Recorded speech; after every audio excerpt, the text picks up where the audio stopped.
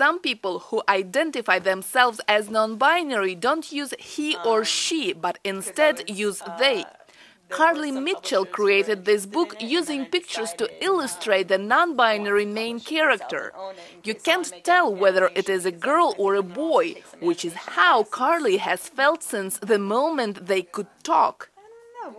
Carly was born a girl, or what a non-binary calls female assigned. As a kid, Carly preferred sports, but on the rare occasion played with dolls. At some point, Carly realized that they did not identify with either gender.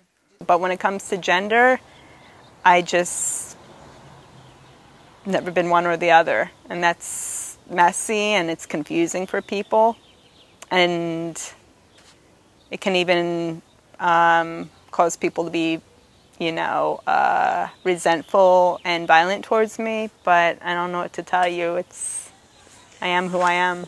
As a teenager, Carly took female hormones for medical reasons, then considered taking testosterone to enhance masculinity, all in an effort to fit in. But all it did was increase Carly's depression. Sucks if you're it's not easy to be in a society where you're born one way, you don't identify with the body you're in, and you also have people saying like, well, live with it, so I think being a human being is uncomfortable. Today, at 36, Carly is an athletic, sports-loving person who at the same time is sensitive and artistic. But non-binary people can sometimes create confusion for others. It was hot. It was like July or August, and I think the AC in the gym might have even been broken, and all the male sign people in the gym had their shirts off, and they were all climbing, and and I thought, I'm going to take my shirt off too, and I did, and one thing led to another, and the police escorted me out, and the owner said I was only allowed back in if I would,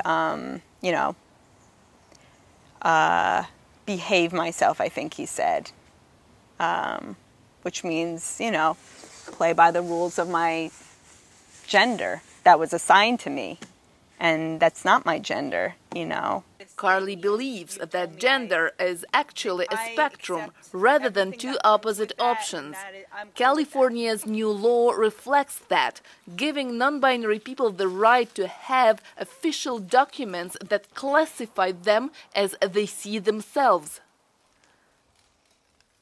Genia Dulo, VOA News, Berkeley, California.